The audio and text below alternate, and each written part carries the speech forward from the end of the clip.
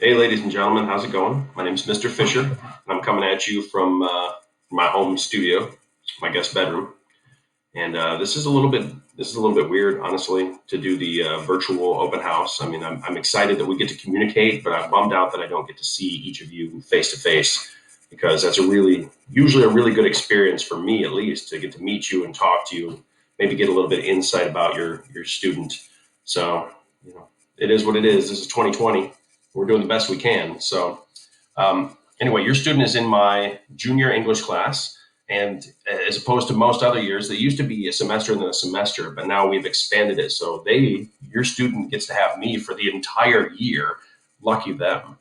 We're going to be doing a combination this year of South and East Asian literature study and then a little bit of Russian and European literature study as well.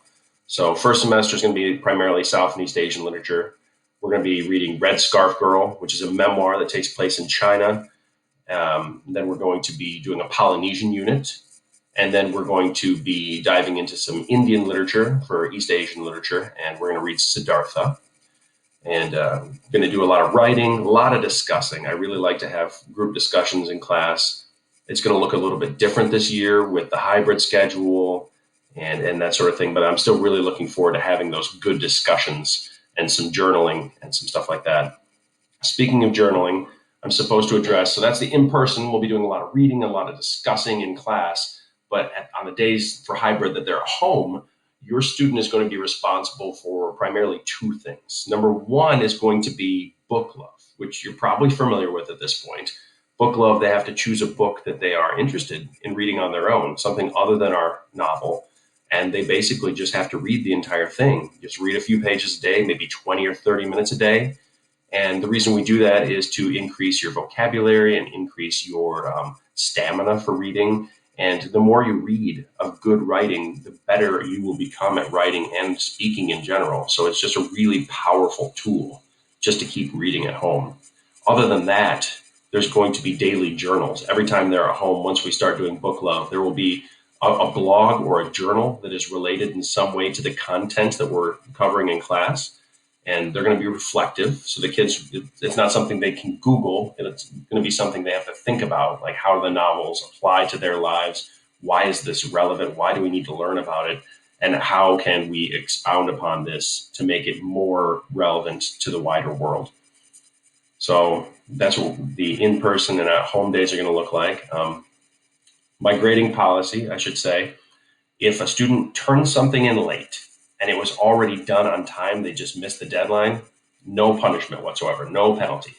Now, if they forgot to do it, they didn't turn it in on time, they didn't have it done, so it is late, in fact, that's going to drop it down to 50%.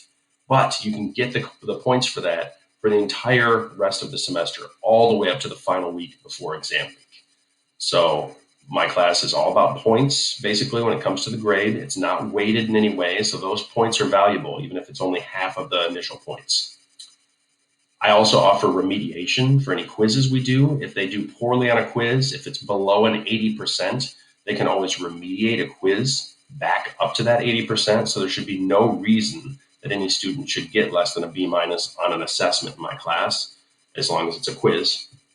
And the procedure for that is on their syllabus, which is on Google Classroom, and that's where I keep everything right there on Google Classroom. So it's always able to be opened anywhere.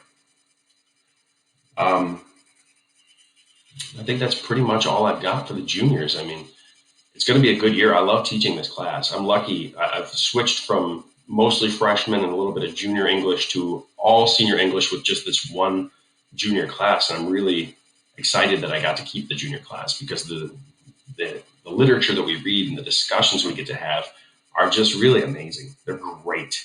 So you should ask the kids, like, what's going on in class? And when they say nothing, you should dig a little deeper, and you might actually have a good, relevant conversation with them about something for once. We all know how teenagers can be a little standoffish at times. Um, I mean, we're going to do some SAT prep as well. I'll get their SAT writing up where it needs to be. But as I've only got 20 seconds left in this video, I'll save that information for another time. What I will tell you is if you need to contact me for any reason, don't hesitate. Go ahead and email me. It's jofisher@fhps.net. I'll try to get back to you as soon as humanly possible, probably within 24 hours. You guys have a great day. Take care of yourselves.